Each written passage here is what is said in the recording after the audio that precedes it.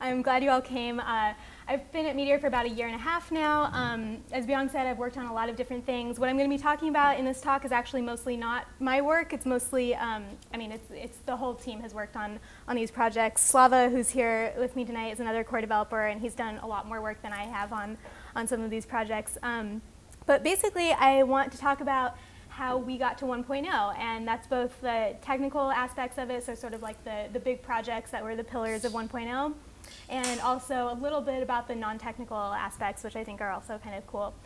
So 1.0 was a really big launch for us. It was about a month ago. It was something we worked really hard for, and a lot of very interesting technical work went into it, so that's why I thought it would be interesting to talk about tonight. So I'm curious how many of you have heard of Meteor or played around with it at all? Okay, cool. Everyone except Dan Robinson. And have any of you done serious projects or would you call yourself intermediate or expert developers in Meteor? Anyone? No? Okay. All right. I just wanted to get a feeling for where to focus. So in case you don't know what Meteor is, it's an open source JavaScript platform for building very fast, modern, slick, native feeling apps very quickly. And so some of what we mean when we talk about modern apps is things like Facebook, Uber, maybe Google Docs, things that are kind of collaborative in real time.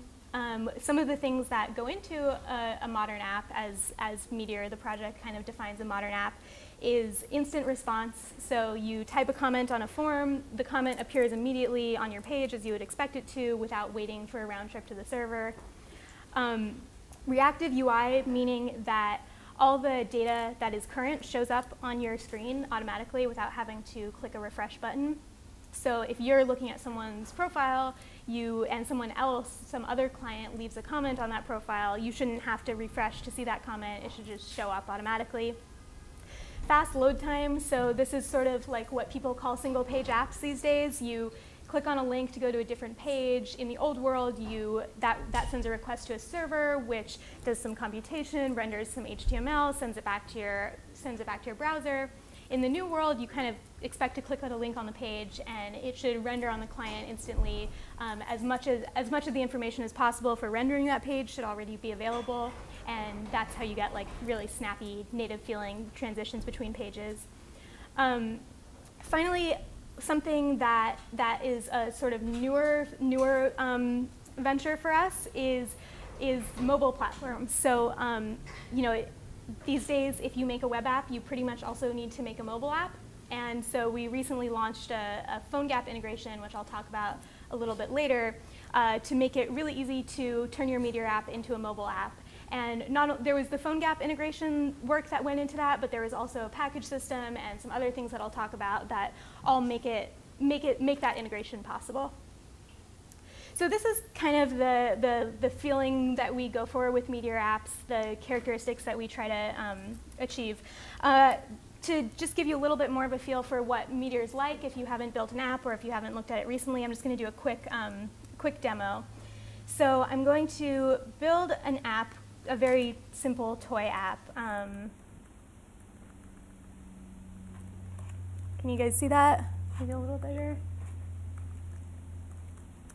Okay.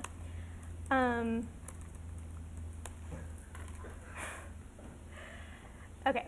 So we're creating an app. It's going to have a little bit of starter code in it, but we're not really going to use that. It comes with some HTML and JavaScript. Oh no, my command tab doesn't work here for some reason. All right.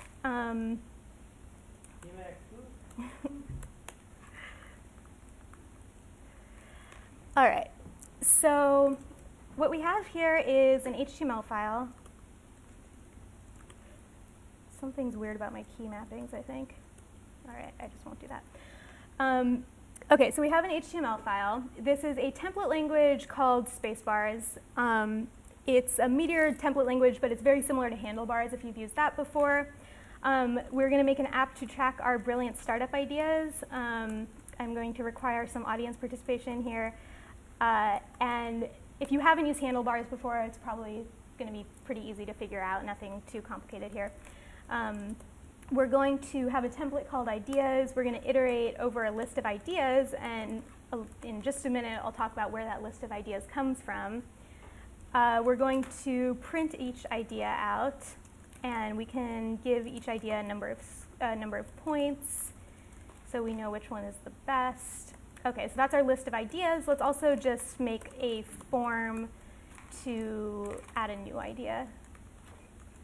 So that'll be another template, and it'll just have a form.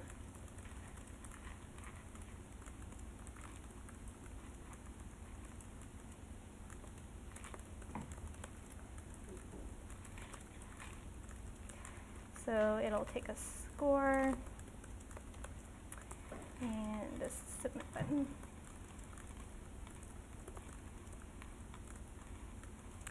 Okay, so this is all the HTML for our app. It's going to be a very basic app, as you can see.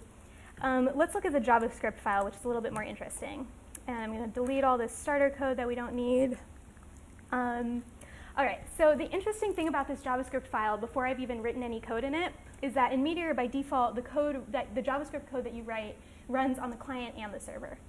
So sometimes that doesn't make sense. Sometimes you have code that you only want to run on the client or the server, and Meteor, of course, gives you a way to do that. But sometimes for something like form validation logic, or as we'll see in a second, a data model, you may want to have on the client and the server, and that gives you the user experience of, say, doing your form validation on the client, and also the security of doing it on the server. So what I'm going to do here is declare a new collection. Hopefully, many of you are familiar with MongoDB. If you're not, this is sort of like a SQL, like a table in a SQL database. So we're going to have a collection with documents in it instead of a table with rows in it. And this line where I'm declaring this Meteor collection, this line actually runs on the server and on the client. So on the server, when this code runs, it creates a MongoDB collection, and it's going to, when we insert things into the collection, it's going to insert them into the actual database. On the client, when we run this line, it's actually declaring a local client-side cache of this same collection. And that's important because when we make changes to this data, we want to do it in the client-side cache locally first. That's going to drive the reactive page updates. And then it's going to synchronize to the server where it's going to get actually saved to the database. So this one line of code does those two things. It creates a MongoDB collection on the server and hooks it up to a local cache of that collection on the client. So now I'm going to write some code that only makes sense on the client, which is our template code. So in our ideas template, we had that list of ideas. We're going to populate that just by returning all the documents in the ideas collection. And in our new idea template, we are just going to have some events where when you click the submit button, we are going to insert a new idea.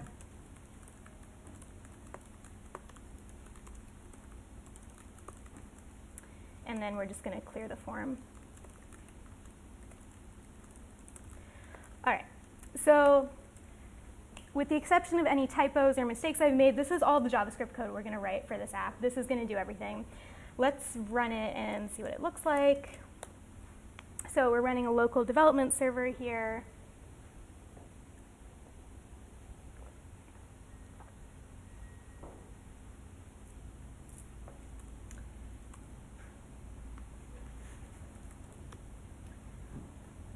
Okay, so here's our really ugly app, but it does some things.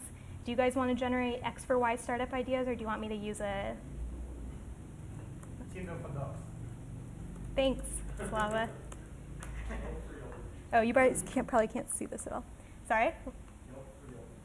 Yelp for Yelp reviews. Okay, that's not bad, actually. Okay. So you can see it, I'm writing in these startup ideas. They're appearing on the page, but that's kind of cool because we didn't actually write any code to update the page. So what we've done is inserted these ideas into the local client-side cache, and then Meteor sees those changes, and it figures out exactly how to update the page to reflect that new data. So that's cool thing number one. The next cool thing is that in a different client, we can go see the same data. So under the hood, Meteor is actually synchronizing our new data to the server where it's being saved to the database where a new client can retrieve it. And finally, if we insert a new idea here, anyone? Yeah. No? For Hermes. Okay. So you can see it instantly updates both clients. So not only does Meteor take care of synchronizing the data from the client to the server, but also to any other clients who might be subscribed to that data. So we didn't have to write any of that code. In the old world, you'd probably have to take a bunch of libraries to do all this data synchronization and the client-side models and the reactive templating, take all those libraries, figure out how to stick them all together, make them work together. In Meteor, it's all like designed to do that all for you, and you end up having to write very little code to get a lot of very modern features in your app. So that is a rough idea of what Meteor is all about. And hopefully it gives you kind of an idea of what it's like to develop in Meteor if you haven't already. And then I'm going to, and so from there we can talk a little bit more in depth about some big Meteor projects that we've done. By the way, feel free to interrupt me at any time if you have questions. Hope that goes without saying. So this is an approximate timeline of the Meteor project starting way back in April 2012. It started off with basically just a lot of the features that I just showed you were sort of the core Meteor features that the project launched with. This last set of features were the big projects that led up to 1.0, and a lot of them were done in the past year. And these are the ones that I'm going to talk about in a little bit more depth in this talk. So let's start with this Livequery scaling strategy. And you're probably wondering what Livequery is and why we need to scale it. So this idea of a Livequery is one of the very basic building blocks of the Meteor real-time stack. It's basically the idea that you can do a database query, like this one, which finds all the ideas with score greater than 3. You can do this query, get the initial results, and then observe the query as it changes. So register callbacks that will be called when the query changes. So this is a very useful thing to have. Meteor users use it in their app all the time. We also use it to implement the whole data synchronization stack. So when you publish some data to a client as a Meteor user, Meteor observes the query that you're publishing, gets callbacks when the data changes, uses those callbacks to decide what data to send down to the client, which gets populated into the local cache, which drives the page updates. So this is like sort of at the bottom. This is a major building block. And I want to say before I go any further, the project I'm going to talk about here, which is about how to scale this API that we provide, it was done by, most of the work was done by David Glasser and also by Slava. And I also stole a lot of David Glasser's content from a talk that he gave for this section of the talk. So I want to give a lot of credit to him. So this observe API is very important, very nice to have. But the problem is that MongoDB doesn't give it to us. And MongoDB is the main database that we officially support right now. We have unofficial support for some other databases and support for others in our plans. But we need to provide observe for MongoDB. And Mongo doesn't really give you a whole lot of rope to implement it. It would be ideal if it was just implemented in the database itself. That's where it's going to be implemented most efficiently. But we don't have it. So we have to implement this observe operation in the Meteor application server just using plain out-of-the-box MongoDB. So when Meteor shipped way back in April 2012, how did it implement this observe API? It used this very naive but somehow pretty effective strategy called pull and diff. And this was a very simple strategy where you would set up an observe on a query, and Meteor would do that query, and then whenever it had reason to think that the query had changed, it would pull the database for the new results of that query, diff with what it has cached from the last time it's done the pull, and then send the results down to the client. Pull and diff. So the advantages of this approach are it's very simple, it's easy to write, easy to look at it and see that it's correct. And it seemed to actually work pretty well for a lot of users. No, this wasn't something that people were complaining about all the time. The disadvantage is that it's, uses a lot of memory and a lot of CPU. So come like October 2013 or so, it was time to replace this with a more efficient strategy, because our challenge is to implement this observe API for any MongoDB query efficiently, and pull and diff was not going to cut it. So the new strategy that we launched is called Oplog tailing. If you're familiar with MongoDB, the Oplog is the MongoDB replication log. So this is the log that secondaries in a Mongo cluster listen to replicate data from the primary. It's a log of all the operations that happen on the database, all the write operations. So what we do to implement observe using the Oplog is basically turn the Meteor server into a secondary in the Mongo cluster in some sense. The Meteor server consumes this Oplog just like the secondaries would. And for every entry in the Oplog, figures out how it needs to, which callbacks on queries that it's observing that it needs to call. So that's the overall strategy. Let me give you a few examples of how it works to kind of give the idea. So let's go back to this observe API. We have a query. We need to observe when things are added, changed, or removed from the result set of this query. So let's suppose I've made the query a little bit more interesting here. Instead of just ideas whose score is greater than 3, I've sorted by score and taken the top 3. So that'll just make it a little more exciting. So let's suppose that this is our initial result set. We have 3 documents because we limited to 3. And they have scores 4, 5, and 6. So the application set up an observe on this query. This was the initial result that we got back. This is what we have in memory in our cache. All right, so now suppose we have an Oplog entry come in. So this Oplog entry says that we are inserting a document whose ID is ABC and whose score is 2. So to process this Oplog entry, we can do something pretty simple. We can take the selector, what's in MongoDB called the selector, which is the score greater than 3 part of this query. We can apply it to the document being inserted. We can see that the selector doesn't match because the score is not greater than 3. And that tells us that we can just discard this Oplog entry. We don't have to do anything. So that's pretty simple. If the selector doesn't match the document that we're looking at, we can just discard it. We don't possibly want to send it to the client. Here comes another Oplog entry. This one has a score of 3.5.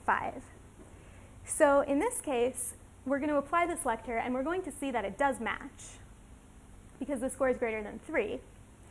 So now what we have to do is we have to go look at our result set in memory and see that the minimum result that we have in memory, the minimum score, is greater than the Oplog entry that we're looking at. And that's what tells us that we can discard this Oplog entry. So this is an example of where you really need to have the result, some information about the result set in memory. In the previous example, just going back for a second, in this one, when score is 2, we don't even have to look at our result set. But in this example, we do have to look at it to know that even though this document matches our selector, we don't want to do anything with it. We just discard this entry.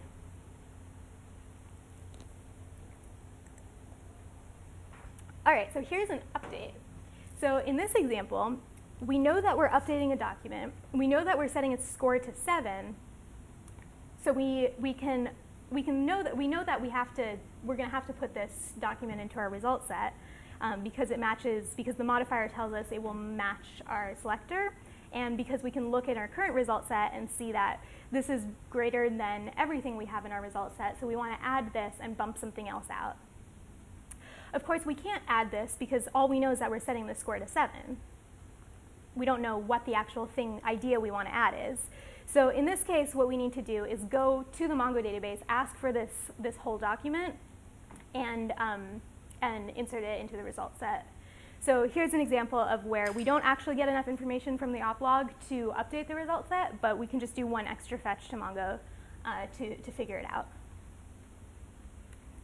So after we do that, we put in the new one, and we bump out the lowest one.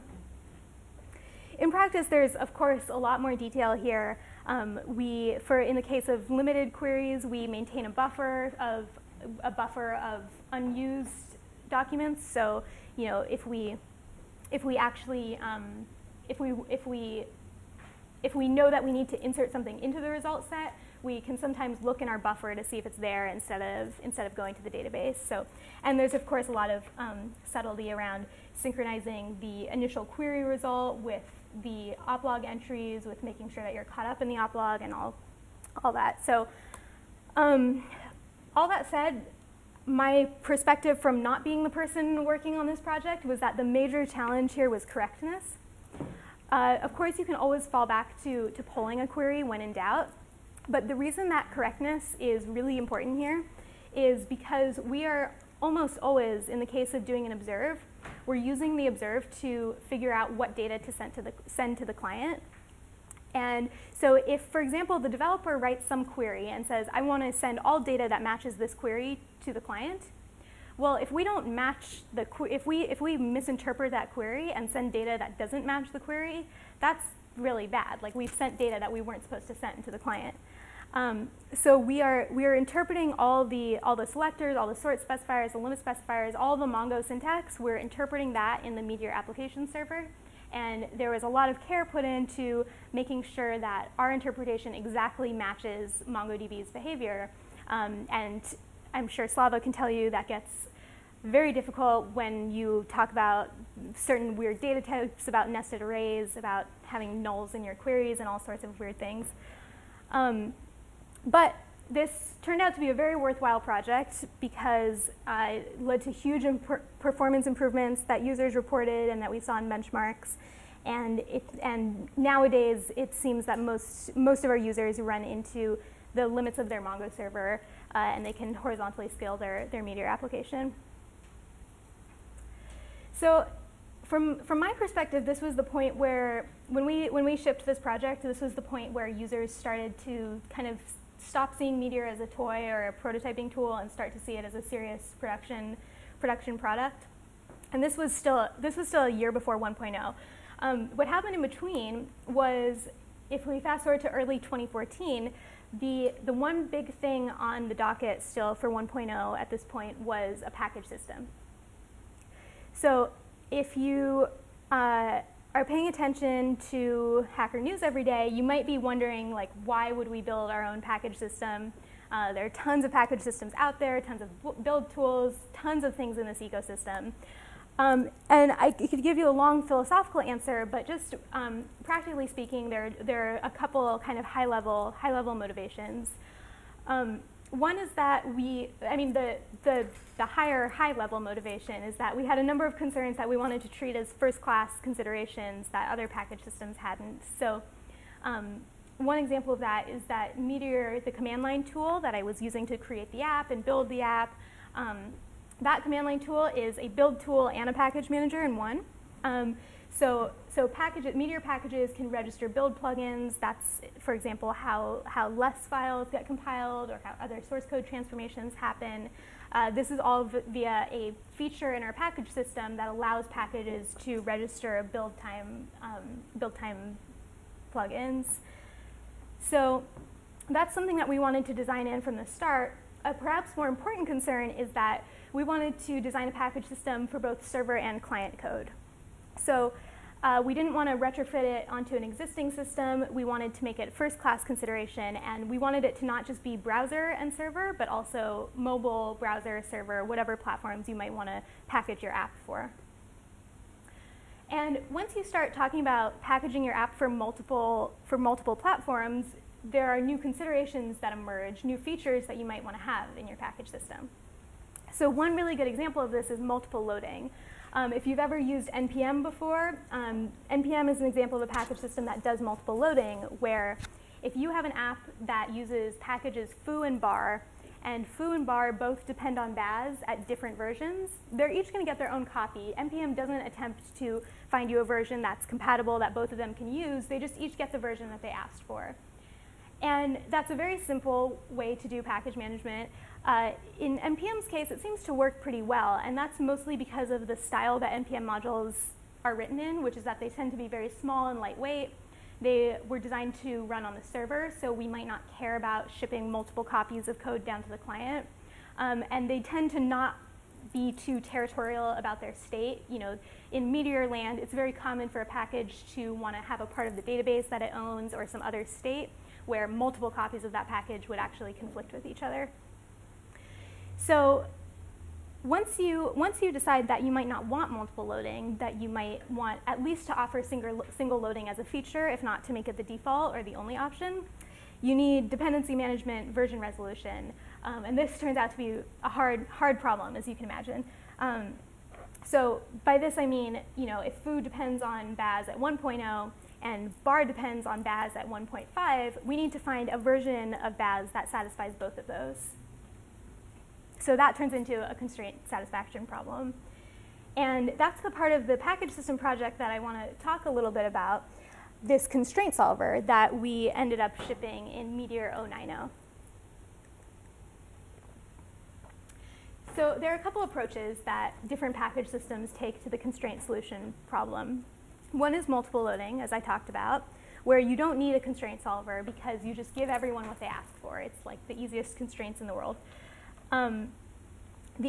Another approach, which is kind of in the middle, and this is what I believe Ruby's bundler does. I don't know if anyone here has used it, but what Ruby bundler does is take the constraints into account, find a solution for them, but just pick the first solution that you find.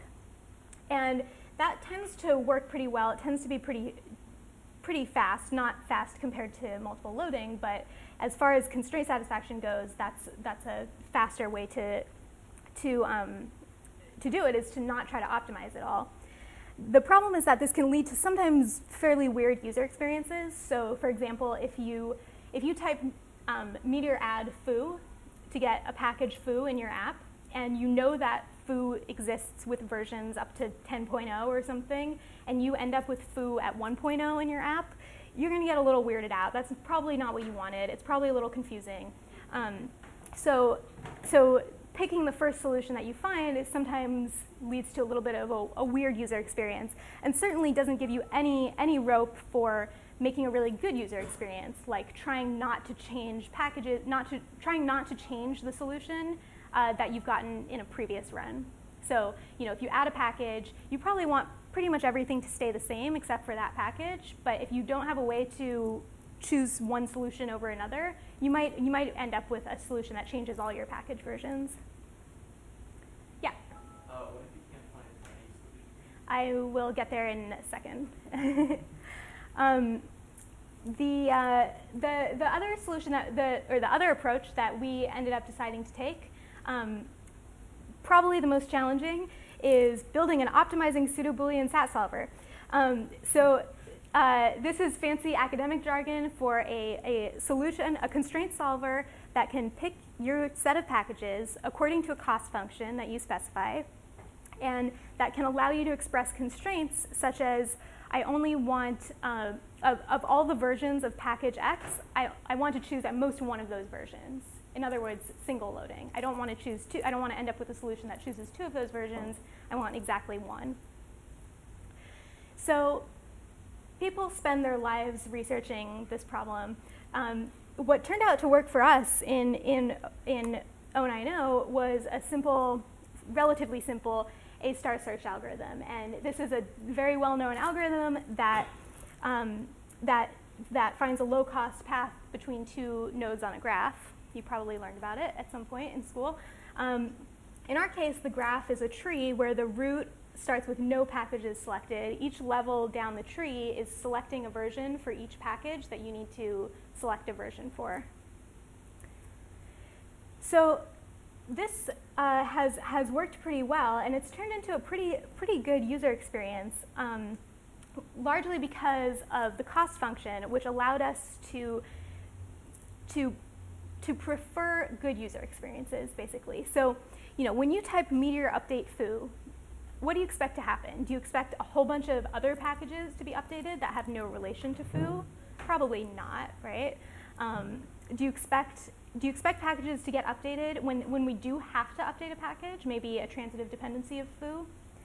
Do you expect packages to get updated to new versions that just have bug fixes, or do you expect them to get updated to new versions that include breaking changes? Or maybe you expect them to get updated to breaking changes, but only if you include a flag that specifies that I'm willing to take breaking changes. Do you expect top-level dependencies to be treated differently than transitive dependencies? So you have a list of top-level dependencies, which are the things that you've explicitly added to your app. And then you have all the transitive dependencies, which are all the dependencies of those packages that you've added to your app. Probably, if transitive dependencies get updated as a result of some other operation, you probably don't care that much because you didn't add them. What do you care? The versions of your top-level dependencies, that's a little bit more of interest to you. That might be something that you more explicitly want to control when those get updated. So these are just some examples of some of the concerns. It's definitely an art to produce a cost function that, that models all of these, but here are some of the things we ended up doing in our cost function. We penalize downgrades to top-level dependencies. So if you add foo to your app, and that ends up downgrading bar, which is a package that you added at the top level to your app, that's going to be kind of surprising, probably not what you wanted. One cool thing that we do, maybe the best motivation for having an optimizing solver with a cost function is penalizing changes from the previous solution. So what that means is that if you've been running your app, it's working, you're developing it, and then you go add a package, we try to add that package by changing as few things as possible from what you already had. So we don't want to go change even if they're transitive dependencies, we don't want to go change all the versions of all the packages that you're using just because you added one new package. We probably want to keep things as close to the same as possible. We obviously penalize breaking changes a lot, and I don't know how many of you are familiar with SEMVer, but this semantic versioning, it's a standard that NPM and many other systems use to determine how major or minor a change is. So it's 3 numbers, 1.2.3. If you increment the smallest number, then you're saying this new version is just bug fixes. If you increment the middle number, you're saying this new version has new features. And if you increment the big number, the 1 and 1.2.3, you are saying this version has breaking changes. So we use SEMVer to determine which packages have breaking changes, and we penalize those a lot unless you're explicitly asking via a flag to update me to all the latest versions. And then you're saying I explicitly want breaking changes. And finally, that example that I gave before, we penalize older versions of newly added packages. So if you do Meteor add foo, and foo 10.0 is available, we're probably not going to give you foo at 1.0 unless we have to, because that's the latest version we actually can give you. You might be wondering, how well does this actually work in practice? Is it fast enough? It's actually turned out to be very, very effective. It was probably the simplest solution that we could go with to get the behavior that we wanted, and it's working really well for users. But it's hard to test because it's hard to come up with examples of real-world apps take their constraints and use them as test cases.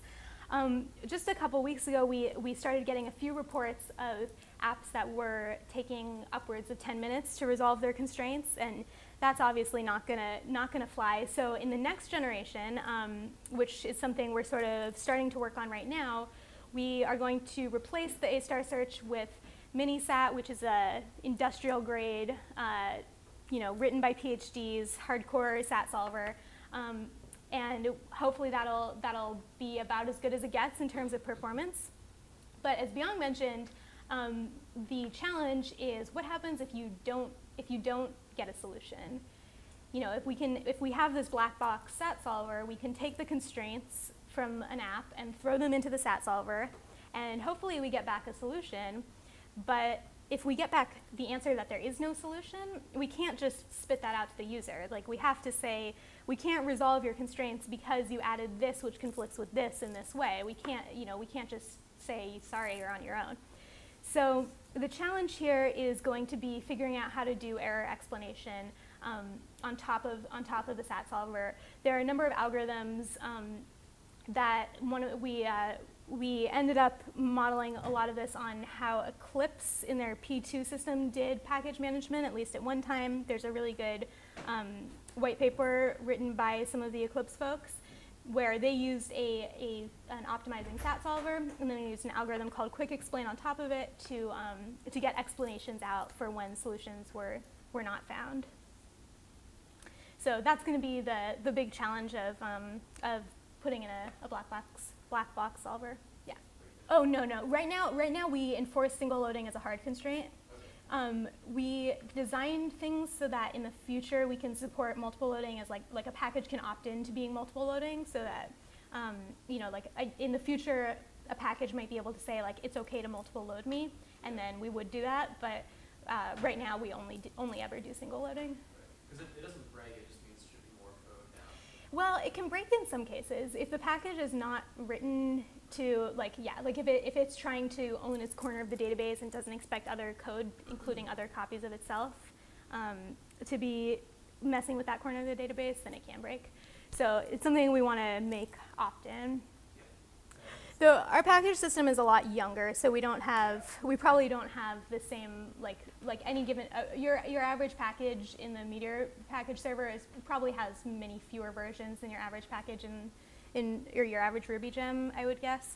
And I think we ballparked that your average app probably has like 50 top level dependencies or something in that range. Cool. So this constraint solver is just one tiny part of the whole package system. I mean, not so tiny part, but one part of the large package system project. There's also our central package server that we built, the build system, the Meteor build tool. We ended up doing a build farm. There was a whole design decision to be made about where do you build packages with native dependencies? Do you build them at publish time? Do you build them at runtime? We're very fortunate to not have to do the whole front end of our package server. So we have a community site called Atmosphere.js that is a really nice site for exploring Meteor packages. And they are great community members who we're very, very lucky to have them, because we had enough work to do on the package system project without this. So so we launched the package system in August, I believe. And I just want to talk about one other little technical part of 1.0, which is that at some point early last year, we woke up one morning and we realized this mobile thing is kind of a big deal. And it seems like a lot of people who want web apps also want mobile apps right now. And hey, if we're giving them really cool web apps, maybe we can turn those into cool mobile apps also. So we had a brilliant summer intern from MIT, and we dumped this in his lap. And he, I highly recommend summer interns, by the way. He was amazing. So he had help from some full-time core developers, including Slava again. And he built this amazing PhoneGap integration. I don't know if you guys know what PhoneGap is, but it's the same as Cordova, Apache Cordova, if you've heard of that. It's basically a toolkit for turning your HTML5 app into an iOS and Android app. So I'll just do a quick demo. This is not going to be the most exciting app, because when it really gets exciting is when HTML5 apps actually look and feel native. We have some examples of those on our website. This is not going to be one of those, but I'll just give you an idea. You type 2 commands and you end up with a mobile app running in your iOS simulator. I think this is really exciting because I'm not a mobile developer. I've never written a mobile app in my life, and this is like a whole new world of possibility because I know Meteor. Now I can write a mobile app. So I was very excited to all of a sudden be a mobile developer. So we're running the app locally.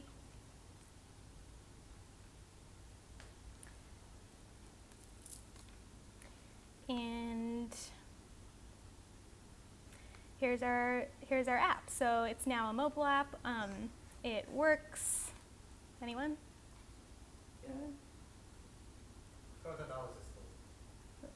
code analysis tool for what? I don't know, like jumping to example. For Milton. Okay.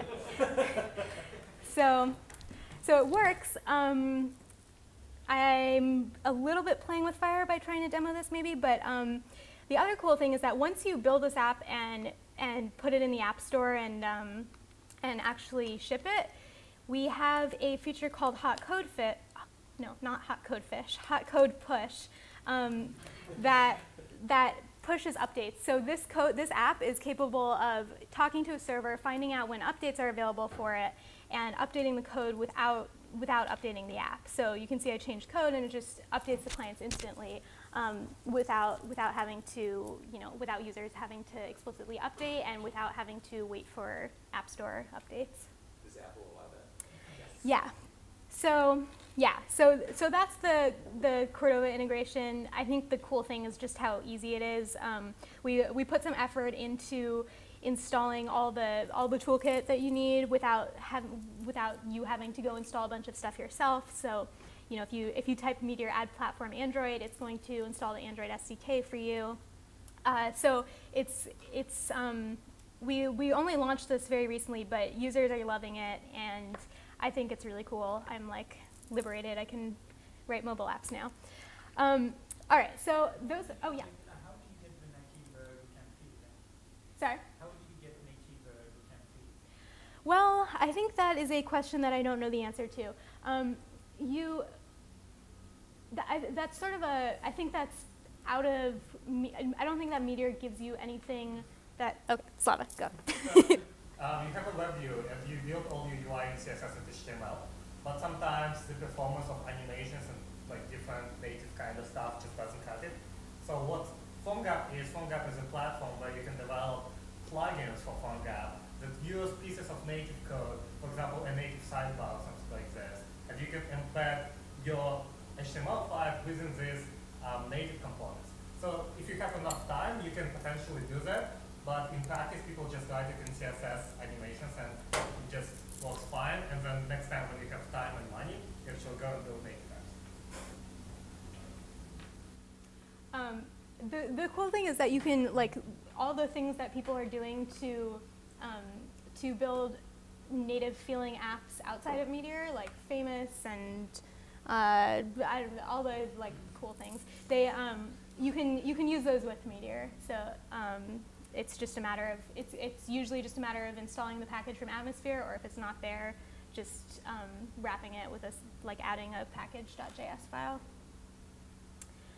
So those were 3 of the big pillars, technical projects that were pillars of 1.0. There was another one I didn't talk about, which was Blaze, which is our reactive templating library. I'm not going to go into that, but we have a page on our website if you're interested. It was another one of the big things in the lead up to 1.0. I'm just going to say a few words about the non-technical side of the launch. I was just so impressed by our community throughout the kind of lead up to 1.0. They kind of kept the pressure on, but not too much. They didn't yell at us too much when things took longer than we said they would. We have a great release candidate cadence where every time we're going to do a release, we send out a release candidate to our lists. They give us great feedback. They find all the bugs. They are the most important part of our QA process by far. And yeah, and a few days after 1.0, we had this awesome event called Worldwide Meteor Day, where it was basically from 11 p.m. to 11 p.m., I think. So it was like 24 plus hours of continuous meetups in time zones that traveled around the globe. It was really cool. So we had 134 cities, and every hour, for every meetup, we would have a Google Hangout, and a core dev would call into the Google Hangout and talk to a few different meetups and do Q&A with all the attendees. It was really fun. I think for the attendees, it was really exciting to get to talk to core devs. For us on the team, it was so cool to see all these people. Not just, I mean, the geographic diversity was amazing, and also just see all these people who were excited about 1.0. It was basically the best like reward for launching. And if you're involved in an open source project, I can't underline the the reward of in-person meetings with users enough. We have a monthly dev shop. It's actually happening tonight, but it happens every month. And it's so motivating to go actually talk to the users, see what problems they're hitting, see what questions they have. And especially an event like this where we got to see so many of them in such a short time, and when they were so excited was pretty cool. So that was definitely a highlight of the launch. So that's about all I have. Thank you so much for listening. I'm happy to answer questions. I also want to thank basically all my coworkers, but especially David, Glasser, Slava, Sashko, and Matt, who Sashko I stole the slide design from, and both Sashko and Matt was our summer intern. He did a lot of work on the Cordova integration, so these were the people who did pretty much all the work that I talked about. Yeah, so thank you. I hope you check out Meteor if you haven't already.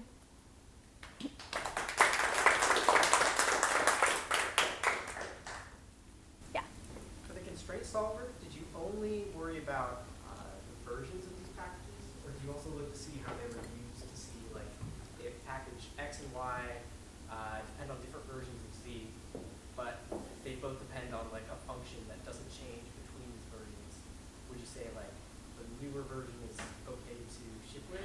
Oh, you're saying, no, we didn't. That would be a pretty advanced kind of analysis. Yeah, that would be cool.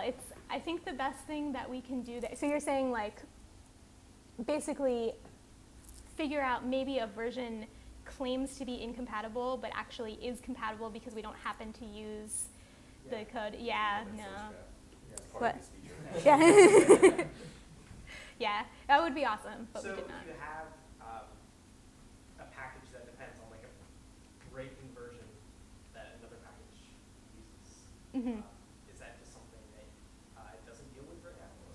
Yeah, so if you have an incompatibility, like you're using two packages, one of which depends on a version that has a breaking change as compared to the one that another package requests, what we do right now is say, sorry, we can't figure out which packages to use for your app, and then we make a good guess as to what the conflict is. So sometimes you'll see, like, your conflict is in your top level dependencies, or we can't pick a version. We'll tell you which package we can't pick a version for. Does that sound about right to you? Yeah. We basically do our best to tell you something useful to fix it.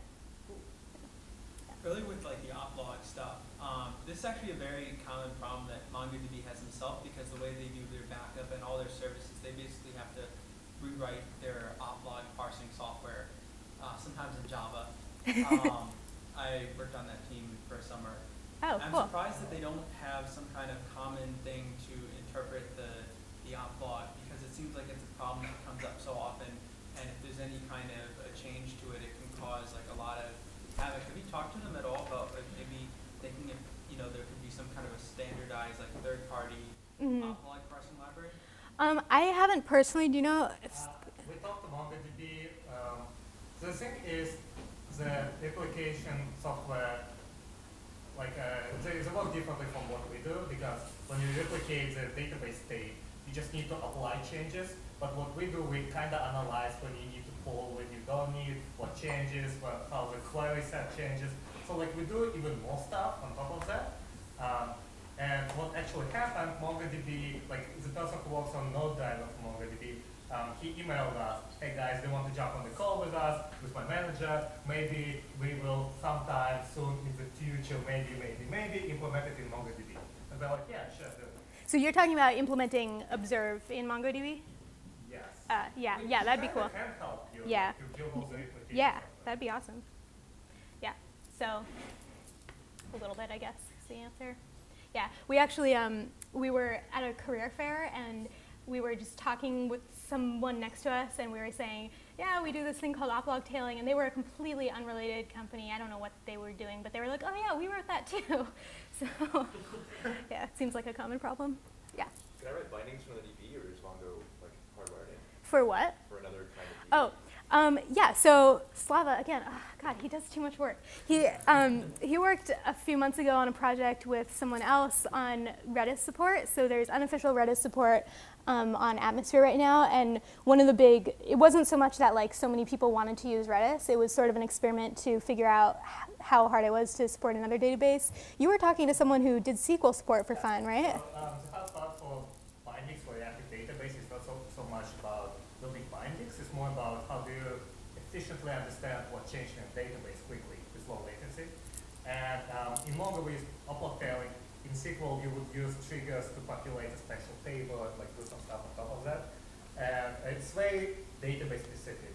That's like kind of a problem because if you want to use even different SQL databases can different the implementation of various things, like views or like triggers or whatever. So, but our community, they're building a MySQL support, and it's being presented right now on Meteor desktop. Come join us next. And somebody else wrote a ResynDB implementation. I don't know if it makes sense, but yeah. And Redis was a good choice, I guess, because that's like part of the Redis API, right? Yeah, Redis has already been executed. Yeah, I think it's an interesting, we've talked a little bit about different strategies for doing SQL support. Like you could do a trigger. You could also do like the Postgres has like a replication log, I think, that's somewhat similar. MySQL already has some kind of a replication log. It's called MySQL binlog, and there's a bunch of like libraries out there for like, actually translating that into a more readable format. Yeah, because the disadvantage of doing triggers is that you have your write throughput, basically, right? Because the answer is yes. It's fine. There are a couple, so for example, like when I didn't show the accounts packages, but there's an accounts package that you can add that creates its own collection, assumes that it's the only thing, like, wants to manage that collection itself. But in general, you can go like, if I'm running an app, I can open a Mongo shell, insert some data, that'll get published to clients appropriately. It's all in the Oplog. Oh, that's what you were saying, sorry. It's all in the Oplog, so any changes to the database get propagated to the application server. That was also another advantage of Oplog tailing over the old pull and diff strategy, is that for the pull and diff strategy, for out-of-band database changes, we would pull every 10 seconds to just pick those up. So there would be a 10-second delay for out-of-band changes before they make it to clients. But with Oplog tailing, it's pretty much instant. Yeah. Is the Oplog tailing stuff, is that available as a standalone library? It is not right now, I think. I think it's in the Mongo package. So it's sort of, yeah, it's sort of like the Meteor Mongo driver. So when you take kind of multiple loading or enable that, will you guys have some sort of like idea of size, like implementing the cost function where you can't find a solution, then that's a cool idea. Like small enough yeah. to ship it? I think that we will I suspect we will never multiply load a package that doesn't ask for it, just because we don't know what the package is doing. Because we started with a single loading system, I don't think we can now go back on that promise of your code will only be loaded once per app. So I suspect we will always make multiple loading an opt-in feature, but I also suspect that when we do multiple loading, the cost function might try to load as few copies as possible, and maybe could also take into account things like size. Do you do anything with press release or continually update all the dependencies? Not too obnoxiously. When we put out a new release of Meteor, we print a banner like every time you run. I don't remember if it's every time or the first time you run Meteor. We try to make new Meteor releases pretty loud and proud, but we don't do too much to nag people to update their third-party packages. Yeah. If I'm making a Meteor app and I want to build it in my editor, do you have editor plugins that? It's another question for Slava. So there's a thing called Chon.js, built by the author of CodeMeteor. Chon.js is like a code analysis tool. that can provide auto-completion for your editor for JavaScript, and I built bindings for that for Meetup. And yeah, pretty much works. What is it called? John JS, just John like the TERN. It's an English word. Have you had any like core features or important features to be built by non-Meteor employees? Yeah. So let's see. The first thing that comes to mind is app cache support. So I don't. Do you know about app cache? It's a browser feature that lets you cache your app offline. Or cache your app in browser storage. So if your app goes offline, a user will go to it and still be able to load the app. That was a package that was, as I think, completely built by a community member. We've had a couple fairly large refactorings. So we had this was maybe a year and a half ago or so, a very large refactoring of our OAuth implementation that was done by a community member. And now that we launched the package system, the line between core and non-core major features is kind of blurring. So we're actually taking a lot of things out of core and just making them normal packages. And there are packages that are written by community members. There's a routing package that's written by a community member that virtually every Meteor app uses. So it's de facto part of core, but it's not. We don't maintain it, so it's not actually part of core. Oh yeah, Kadira is a monitoring, like performance monitoring and analytics package that I think most production users use, and that's written by a community member. That same community member has this annoying habit of beating us to features that we want to build. So he actually did a version of Oplog tailing, or yeah, it was he did a version of Oplog tailing before we had started working on it. It's ended up working out really well because usually there are really good. He puts something out there that's really good for the community to start playing with. He sort of like validates the idea, and then we often we take inspiration from that, and it sort of galvanizes us to get it into core. Yeah. Speaking of users building things for the product, wasn't Meteorite like a Meteor package manager? Yeah. How did they do did they use like multiple loading the way? Okay, so Meteorite was this completely community-supported package server. It's the same people who did atmospherejs.com, and we have a great relationship with them, and they knew from the beginning that we were going to fold the package server into core. So yeah, there's still some things that Meteorite does really well does well that we don't handle. Like they let you. Some users, for example, they like that Meteorite just kind of copies package source into your apps, whereas with the Meteor package system, you end up getting built packages, so you don't see the source in your app. You can't go in and edit it. Pros and cons there, but. Yes. So are all the packages on Atmosphere and Meteor like completely separate? No. Right now, there's only one central package server, and Atmosphere is just a front end for that package server. What are some of the biggest apps in production? So we have an app gallery on our website. Some of the things that come to mind are a company called Respondly that does kind of Twitter inbox management. They're definitely one of our power users. There are a couple companies that have gotten fairly large, not large these days, but sizable seed and Series A investments. Lookback.io, they're sort of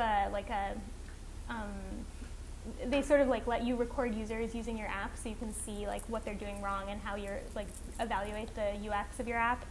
There was a company called Stream.io that was a cloud storage provider that was acquired by Box 6 months ago. Anything else comes to mind? Oh yeah, that's a good example. Yeah, Share 911 is actually like it's not in the Silicon Valley bubble, but they're doing really well. It's this company that they're in New York, I think. They have an app that lets building people coordinate with emergency personnel. So if you like run an office building and you have an emergency in your building, it lets you coordinate with the police and the firemen. They're doing really well, I think. Yeah, they make a lot of money, I think. Yeah. How hard is it, so let's say I have a collection in Meteor that I have some special knowledge about, and I want to control the update logic, and I want to rely on Oplog failing, or maybe if they're like standard Meteor magic. How hard is it to like put in my own update logic for like when it should sync to the server? So you're saying you want to like explicitly control when data gets sent to the client? Yeah. So there's a low level, so normally when you publish data to the client, what you do is you write a function. It basically, you say like meteor.publish, and then you return a cursor, so like ideas.find. There's also a low-level publish API. So what you can do is you can implement your own, and the low-level publish API, it's sort of you call like added, changed, and removed explicitly, and that determines what data gets sent to the client. So this is also how you would, for example, if you want to publish to the client data that you get from a REST endpoint or from like some other source besides your Mongo database. So you can basically use that API to do whatever you want. You can start and observe and publish most of the callbacks that you get, but not all of them. You can do your own polling, and yeah.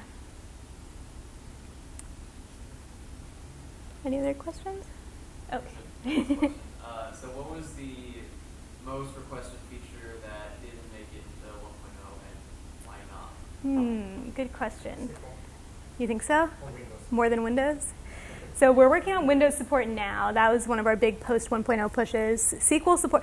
The one really surprising thing about Worldwide Meteor Day is that every single Hangout asked for SQL support, right? Like it was yeah. But in Worldwide Meteor Day, SQL support was by far the most asked for feature. Yeah, I think those are the big ones. That was all the people who didn't want to build web scale. Yeah.